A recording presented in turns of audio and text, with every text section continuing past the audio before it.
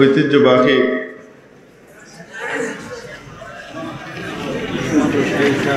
মাদ্রাসা ইশাআতুল উলুম লুধুয়া রায়পুর লক্ষ্মীপুর মাসকাত রাস সামাহাত শেখ হাফিজ জি হুজুর রাহিমাহুল্লাহ তাআলা এই মাদ্রাসার উদ্যোগে আয়োজিত আজকের এই ৪৮তম বার্ষিক ওয়াজ ও দোয়ার মাহফিলের সর্বজন শ্রদ্ধেয় সম্মানিত সভাপতি মহোদয়, ওয়াজিবুল ইহতারাম হাদারাত উলামায়ে কেরাম, ভবিষ্যৎ ওয়ারাসাতুল আম্বিয়া, আজিজ তালাবা, সর্বস্তরের ধর্মপ্রাণ ধর্মভীরু তাওহীদি জনতা, পর্দার আড়ালের পরম শ্রদ্ধেয় মা ও বোনেরা, বয়ানের উদ্দেশ্য যদি হয় ইসলামী জাগরণ, বয়ানের উদ্দেশ্য যদি হয় নতুন করে শুরু করব মোদের সেই পুরনো জীবন, তাহলে আমার মনে হয় যা দরকার তা মিআহ ফিল মিআহ, ১০০তে ১০০ সম্পন্ন হয়েছে। কি বলেন আপনারা? কবি মহিব খান, একদিন তাকে নিয়ে লেখা বিশাল এক উপাখ্যান, লেখা হবে বিশাল এক রচনা সম্ভার, হবে তার নামে থিসিস, গবেষণা, পিএইচডি পত্র তৈরি হবে ইনশাআল্লাহ। সেদিন আসছে। আজকের দেশ, আজকের জাতি বা আজকের কেউ যদি মূল্যায়ন করতে নাও চায়, হিংসা, বিদ্বেষ বা অন্য কোনো কারণে, তাতে সূর্যের দ্যুতি কখনো ম্লান হয়নি। সূর্য কিন্তু রয়েই গেছে, হিংসুক চামচেকা বাদুড়রা সব হারিয়ে গেছে। পৃথিবীতে এরা বেঁচে থাকবে। আমি বলবো যতদিন বাংলা ভাষা থাকবে ততদিন মহিব খান বেঁচে থাকবে।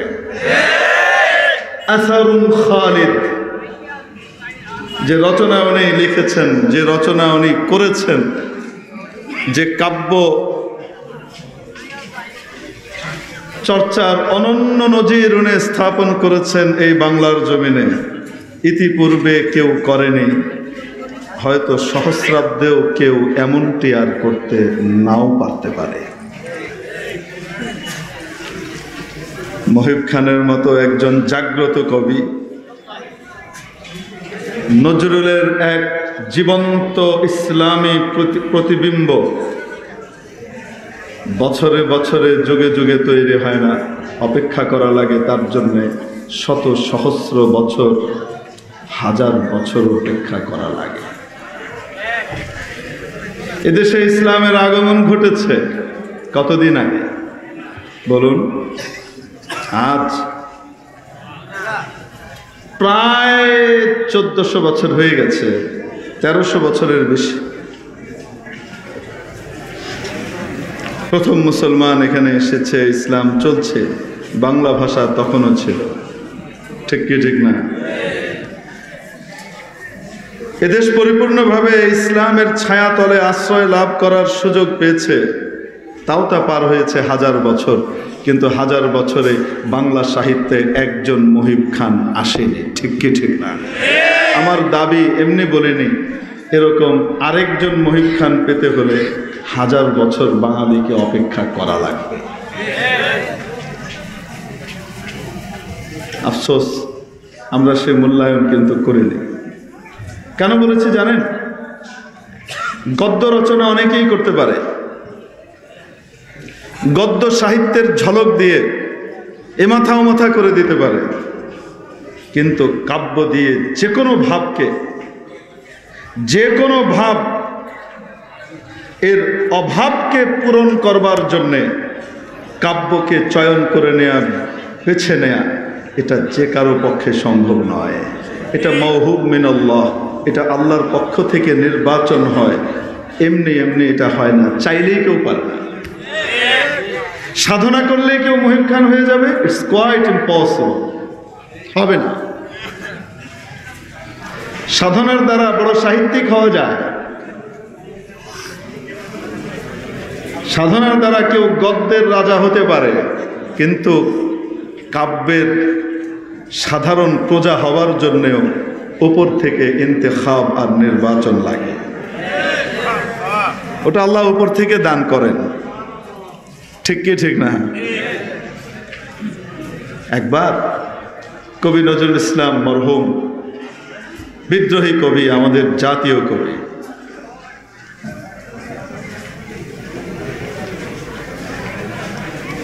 যদি অন্য কারো মতো এত অর্থবিত্ত থাকতো, পেছন থেকে পাশ থেকে এত সাপোর্ট থাকতো, আর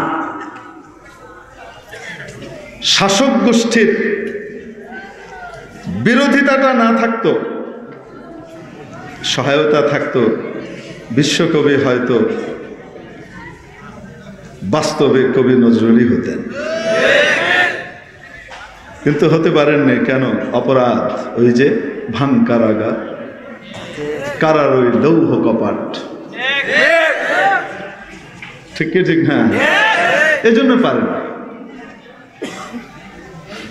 কিন্তু খোদা প্রদত্ত, আল্লাহ রব্বুল আলমিনের প্রদত্ত যে অদ্ভুত প্রতিভা এবং কাব্য ক্ষমতা কবি নজরুলকে আল্লাহ তাআলা নসিব করেছিলেন,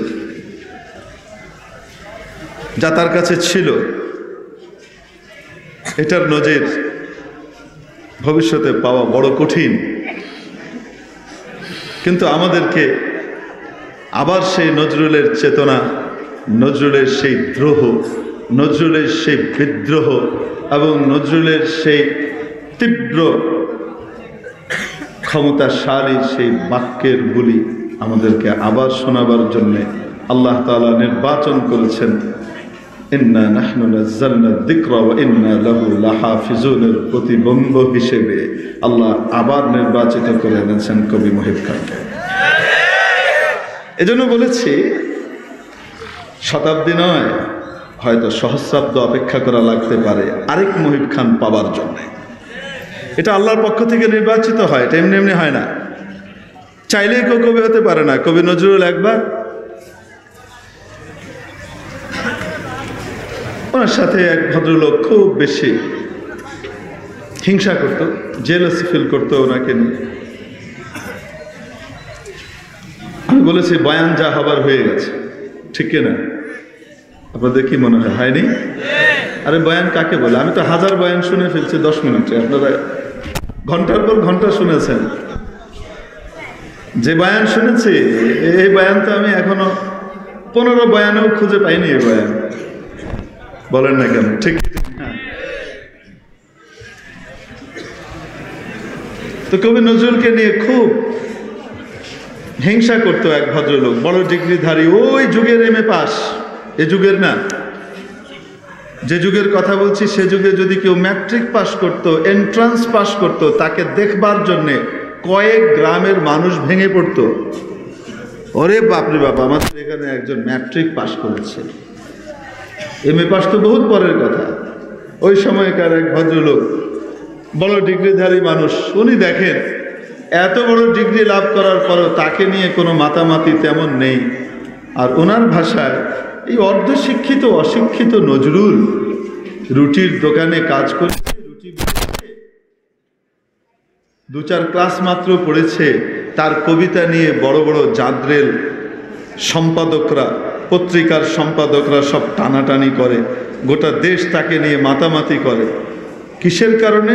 তার কাব্য প্রতিভার কারণে। কবিতা দিয়ে সব জয় করছে সে। ও বেটা কবিতা লিখতে পারলে কি আমি পারবো না? আমি ওর চেয়ে ভালো কবিতা লিখব। ও যদি কয়েক পাস হয়ে এত কিছু পারে, আমি MA পাস হয়ে এর চেয়ে অনেক বেশি পারবো। এজন্য কাব্য চর্চা করবার নিয়ত করে খাতা কলম নিয়ে চলে গেছে বনে। পাখপাখালির মাঝে, সবুজ বনানীর মাঝে প্রকৃতির সাথে নিজেকে মিশিয়ে দিয়ে অদ্ভুত এক ভাবের উদ্রেক তার মাঝে ঘটবে, এই আশায় সে ওখানে বসে কলম ধরছে, লিখছে। কাকে হারাবে? কাকে হারাবে? টুকটাক বেশ কিছু লিখেছে, লিখে দেখে অত ভালো হচ্ছে না, তাই প্রকৃতি প্রেমী হয়ে প্রকৃতির মাঝে নিজেকে মিশিয়ে দিচ্ছে, বিলিয়ে দিচ্ছে এবং ওখানে লেখালেখি শুরু করেছে। তো লিখতে গিয়ে প্রথমেই যে লাইনটা লিখলো, ওটার পরে আর দ্বিতীয় লাইন মেলাতে পারছে না। প্রথম লাইনটা যেটা লিখলো সেটা হলো, ললাটটি ভিজে গেল নয়নের জলে। ললাট মানে কি? নয়ন মানে চোখ দিয়ে পানি পড়লে কপাল ভিজে। কি ভিজে? গাল ভিজে। কপাল বলা যেতে পারে, গাল ভিজতে পারে, কিন্তু এটার পানি দিয়ে তো আর ওটা ভিজবে না। তো যে কথাটা লিখেছে বেচারা, শুধু ছন্দটাই মিলেছে, অর্থবহ না অর্থহীন? অর্থহীন। তো ললাটটি ভিজে গেল নয়নের জলে। মাঝে মাঝে কারো কারো কাব্য চর্চার শখ জাগে না? তো শখ করে কাব্য লিখতে গিয়ে অদ্ভুত সব বাক্য বেরিয়ে আসে, তারপরে শেষ পর্যন্ত সারেন্ডার করে, ও আমাকে দিয়ে হবে নি গো। পারস্যের বাদশাহ সম্রাট আওরঙ্গজেব আলমগীর রহমতুল্লাহ আলাইহির আমলের কথা যখন এই ভারতবর্ষের সম্রাট ছিলেন, সম্রাট আলমগীর রহমতুল্লাহ আলাইহি, ওই সময়কার কথা। পারস্য সম্রাট কাব্য চর্চার খায়েশ ঘটেছে তার। তো হঠাৎ এক লাইন কবিতার মতো বের হয়ে গেছে। তো লিখেছে, দুরে আবলক কসে কমদি দমৌজুদ, দুরে আবলক কসে কমদি দমৌজুদ। আমি ওজন ভেঙে বলছি, নাহলে দিদা এক শব্দ আর কি। দুরে আবলক কসে কমদি দমৌজুদ মানে অ্যাশ কালারের, ছাই রঙের মতি পৃথিবীতে খুব কমই দেখা যায়। এখন বলেন তো দেখি, ছাই রঙের কোনো মুক্তা হয়? পার্ল কালার, এটা একটা স্পেশাল কালার। তার মধ্যে কিছুটা হলুদ আকারের হয়, কোনোটা একটু সাদার দিকে, কোনোটা গোলাপি ছাঁচের হয়, ঠিক কি ঠিক? হ্যাঁ, কিন্তু ছাই কালারের কোনো মুক্তা হয় নাকি? চাষের মুক্তা ছাই কালারের বানানো যেতে পারে বর্তমানে, কিন্তু প্রাকৃতিক মুক্তা ছাই কালারের হয় না, ঠিক কি ঠিক? হ্যাঁ।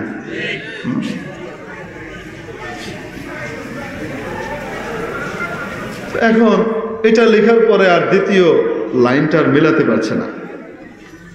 একটা ছড়া লিখতে হলেও তার ন্যূনতম দুটো লাইন তো লাগবে, তারপরে না আরো কিছু মেলাতে হয়, তারপরে একটা ছোট্ট ছড়া হয়। একটা রুবাই লেখার জন্য 4টে লাইন লাগে, ঠিকই ঠিক না? হ্যাঁ, শোনাই দিয়ে তো কোনো কবিতা হয় না। তারপরেও লিখেছে অর্ধেক, এখন আর মিলাতে পারছে না। তো রাজকবি, সভাকবি যারা আছে তাদেরকে দিলেন, বললেন তোমরা এটা মিলিয়ে দাও। এখন ওরা দেখছে তো এক অবাস্তব কথা বলেছেন উনি। তো অবাস্তব কথাকে বাস্তবে রূপ কিভাবে দিবে? এটাও কি সম্ভব নাকি? ওরা পেছনে পেছনে বলছে, আগে জানতাম মানুষের স্বপ্ন দোষ হয়, আমাদের রাজার হয়েছে দেখি কাব্য দোষ। এটা নিয়ে কি করব? ভয়ঙ্কর অবস্থা, কইতেও পারি না, এটা কিছুই হয় না, ইটস নাথিং। এটা যদি বলি তাহলে আবার গর্দান যাবে, কি করা?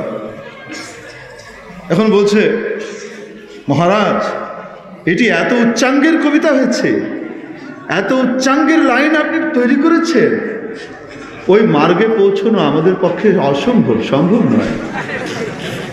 বিশ্বের কেউ যদি পারে তাহলে হতে পারে, এদেশে কারো পক্ষে সম্ভব নয় এত অসাধারণ রচনার সৃষ্টি করা।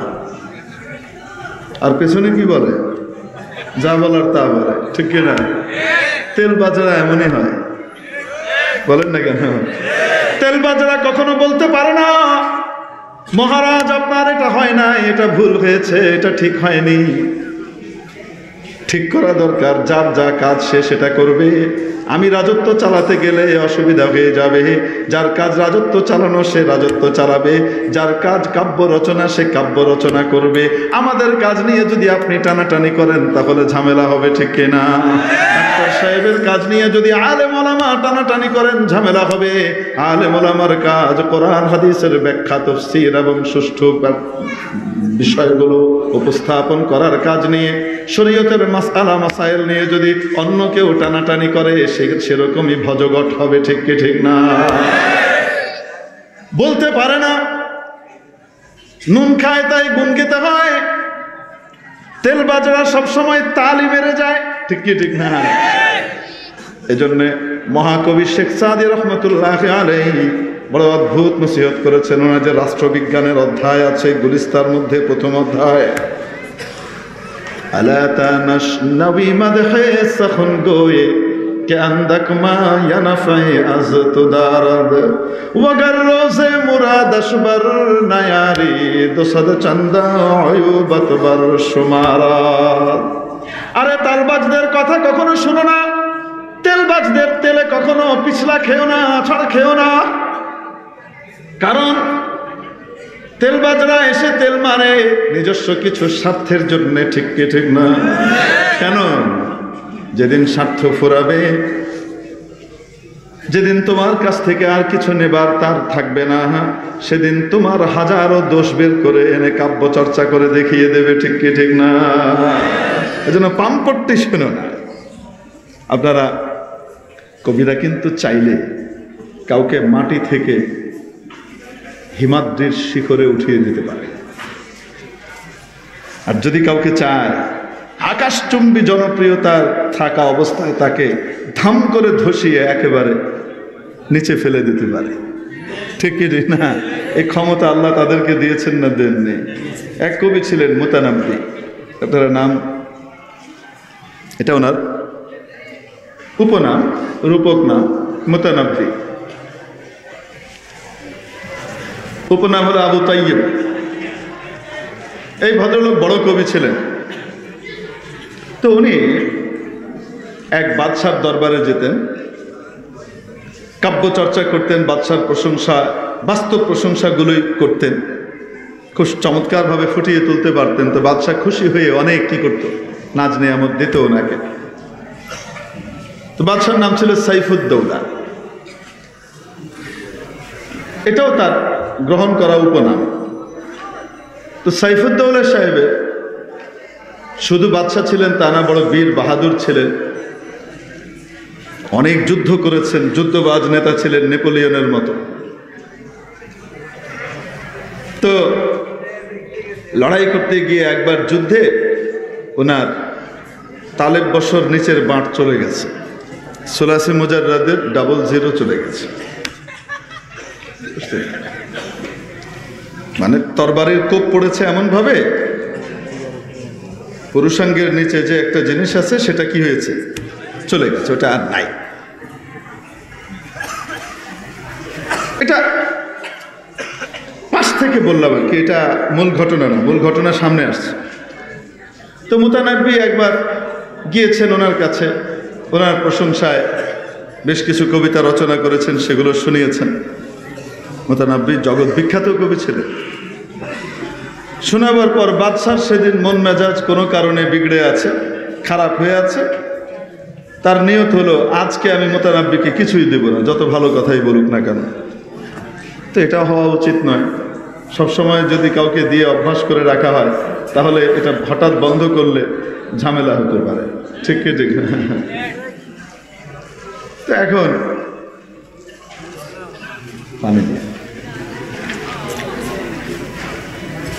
বাদশা বলছে আজকের রচনা তো সবচেয়ে সেরা হয়েছে। মুতানাব্বি খুব খুশি, আজকে মনে হয় স্মরণকালের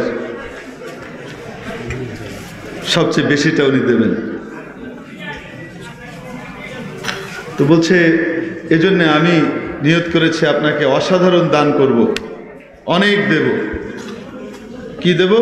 আমি আমার দাড়িতে হাত বুলাবো, হাতটা বুলাবার পরে যে কটা দাড়ি আমার হাতে আসবে ওই কয়টা স্বর্ণ মুদ্রা আপনাকে দেব। এখন এভাবে হাত বুলিয়েছে, হাত বুলিয়ে এভাবে আনলে হাতে দাঁড়িয়ে আসবে? তো কিছুই তো আসে না। তো দিয়ে বলছে কিছুই তো আসলো না, তো কি আর করা, শর্ত অনুপাতে তো আর আপনি পাচ্ছেন না মুতানাব্বি সাহেব। মুতানাব্বি চট করে দাঁড়িয়ে বলে, মহারাজ যদি অনুমতি দিতেন আমাকে একটু হাতাবার। তা আপনি হাতিয়েছেন, এবার যদি আমাকে একটু কি দিতেন, হাতাবার অনুমতি দিতেন। মানে কি বলতে চাও? বলতে চাচ্ছি, আপনার দাড়ি স্পর্শ করার সৌভাগ্য কি আর কোনোদিন কারো হবে? আজকে দিনার পাইনি, টাকা পাইনি, তাতে কি হয়েছে? কিন্তু আপনার দাড়িটা স্পর্শ করতে পেরেছি, এই সৌভাগ্য নিয়ে খুশি মনে বিদায় নিতাম আর কি।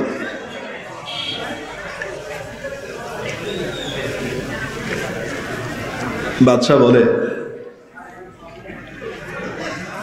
তা হবে না। আচ্ছা ঠিক আছে। তো বেরিয়ে গেছে মুতানাব্বি, বেরিয়ে গিয়ে গেটের বাইরে দাঁড়িয়ে দুটো লাইন লিখেছে। কি লিখেছে? দুটো লাইন লিখে দরজার মধ্যে টানিয়ে দিয়ে চলে গেছে। কি লিখেছে জানেন? লাকাদ কুনতু আহসিবু ক্বাবলা আল খাসি আন্না আর-রুউসা মাকাররুন নুহা।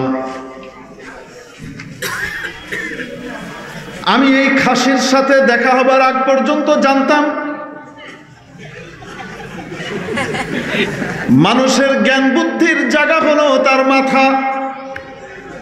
বুদ্ধি থাকে, জ্ঞান থাকে কোথায়? মস্তিষ্কে থাকে। আন্নার রুউসা মাকাররুন নুহা ফালাম্মা ইনতাহাইনা ইলা আকলিহি রাআইতুন নুহা কুল্লাহা ফিল খুসা। আমি যখন সাইফুদ্দৌলার জ্ঞান বুদ্ধি আকল কোথায় এটা যখন দেখতে গেলাম, মাথায় তাকিয়ে দেখি আরে ওখানে তো নাই, তো কোথায় গেল? নাকে দেখি না রে ওখানেও নাই, মুখে দেখি ওখানেও নাই, হাতে তাকাই হাতেও নাই, বুকেও নাই, পিঠেও নাই, কোথায় গেল কোথায় গেল? খুঁজে খুঁজে দেখি আহারে তার জ্ঞান বুদ্ধিটা তো ছিল সেই ডাবল বিসির মধ্যে, আর ওইটা যখন কেটে চলে গেছে আকল বুদ্ধি নিয়ে চলে গেছে। এতদিন তো প্রশংসা করছে, আজকে শুধু স্বার্থটা পুরা হয় নাই, বাজায় দিছে টাইম মতো। ঠিক কি ঠিক? তো কবি সাহিত্যিকরা চাইলে কাউকে উঠাতেও পারে, নামাতেও পারে, কিন্তু বলেন না কেন? এজন্য কবিদেরকে ঘাটাতে নাই, যত তাড়াতাড়ি সম্ভব স্বাধীনতা পুরস্কারটা বরাদ্দ করেন, মানে কখন কিভাবে পাওয়া যায় না।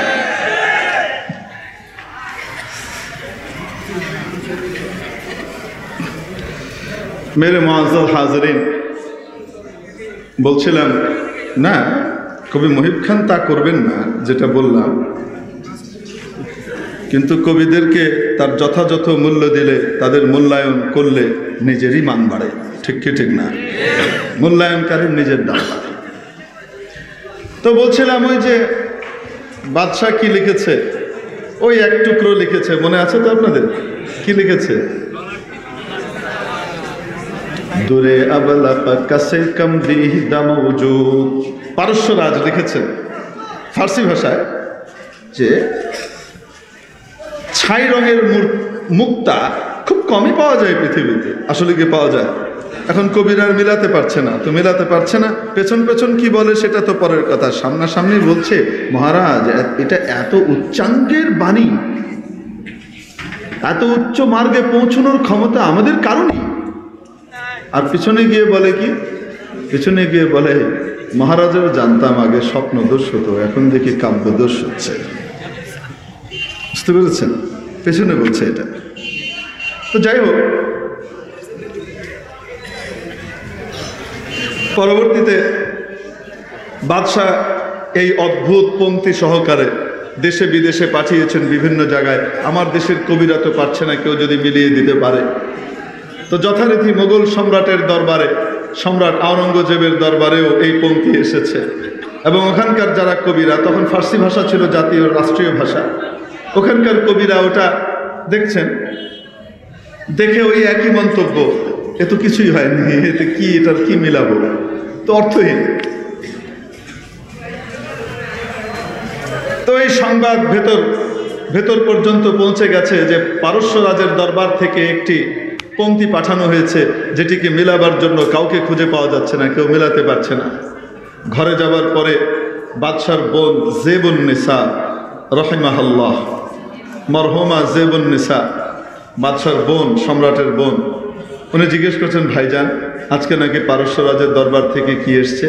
বলে হ্যাঁ এসছে। তো কেন? এই আমার দরবারের কবিরা তো কেউ দিতে পারলো না, এটা কে দিবে?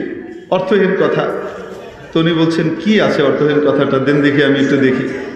তো সম্রাট ওই কাগজ আনিয়ে দেখাচ্ছেন, এই দেখো এই লিখেছে। জেবুন্নেসা দেখার সাথে সাথে ওখানে বসেই দ্বিতীয় লাইন মিলিয়ে দিলেন। জাত কবি ছিলেন। কি কবি? জাত কবি।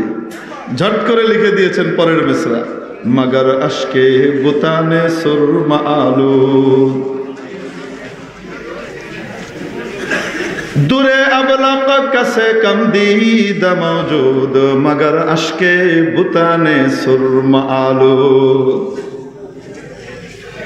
ওই বাচ্চা লিখে পাঠিয়েছিলেন ছাই রঙের মতি, ছাই রঙের মুক্তা খুব কমই পাওয়া যায় পৃথিবীতে। ও লিখে দিল সাথে সাথে, কিন্তু প্রেয়সী আর মাসুকা যখন নাকি অভিমান করে তার কাজল কালো চোখ থেকে দুটি ফোঁটা ফেলে, তখন কাজল মিশ্রিত আর সুরমা মিশ্রিত ওই চোখের ফোঁটাটা প্রেমসাধকের কাছে ওই মুক্তার চাইতে সুন্দর মনে হয়। এখন বলেন, জেবুন্নেসার সাথে সাথে উত্তরটা লিখে দিয়েছেন, ওই মুক্তা সাধারণ মুক্তা নয়, এই মুক্তা দিয়ে বোঝানো হয়েছে প্রেয়সীর চোখের কাজল মাখা অশ্রু ফোঁটা। বোঝাতে পেরেছি?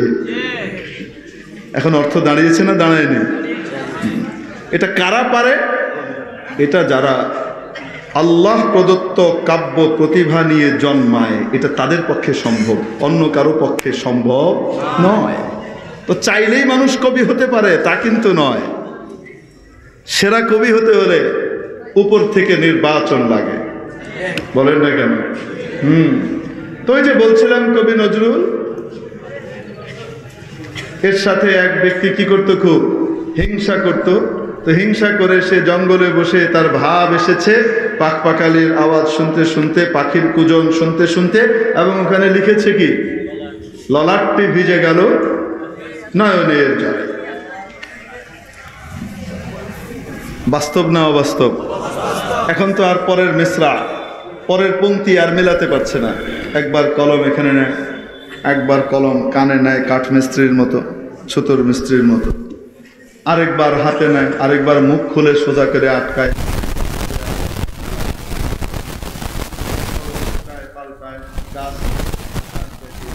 দেখে, রৌদ্র দেখে, কত কিছু দেখে, কিন্তু আর দ্বিতীয় পংক্তি কি হয় না, বের হয় না। আর ওদিকে জিকির চলছে তার, ললাটটি ভিজে গেল নয়নের জলে, ললাটটি ভিজে গেল নয়নের, ললাটটি ভিজে গেল নয়নের। ঘটনাচক্রে কবি নজরুল ওই পথ দিয়ে যাচ্ছিলেন কোনো কাজে, ওই মেঠো পথ দিয়ে। উনি দূর থেকে দেখেন কবি সাহেব কাব্য চর্চা করছেন। তিনি জানতেন যে বেটা আমাকে খুব তুচ্ছ তাচ্ছিল্য করে, আমাকে মূর্খ বলে।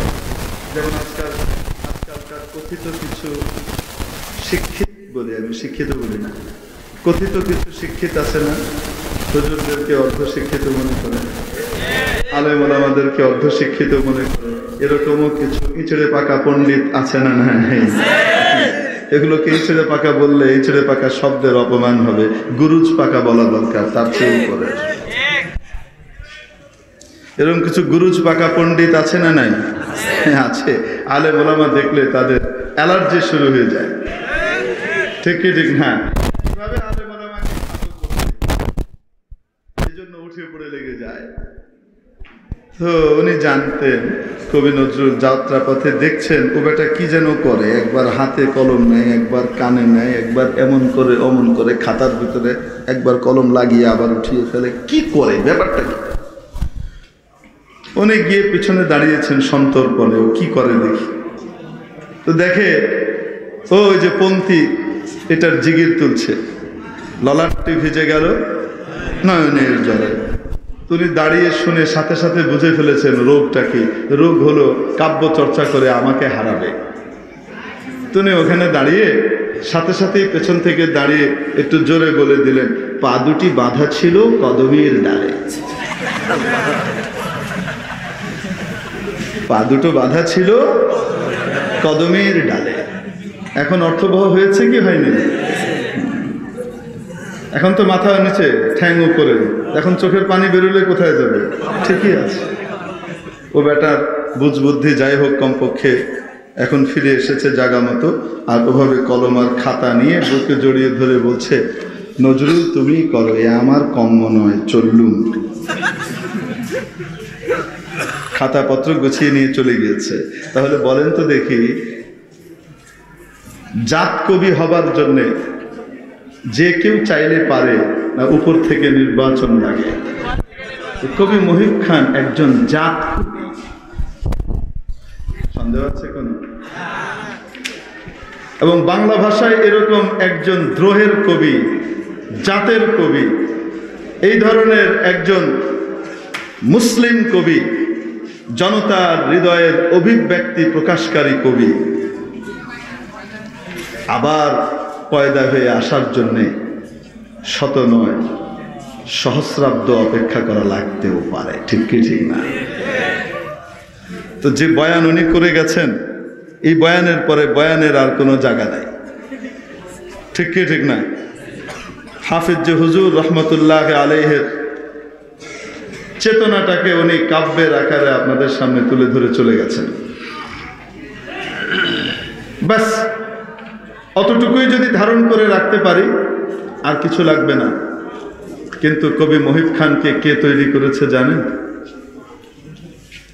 এরকম জাত কবি কিন্তু বাংলা ভাষায় আরো অনেকে আছেন, সব্যসাচী কবি আরো আছেন। কবি শামসুর রহমান খুব খারাপ কবি না, ভালোই।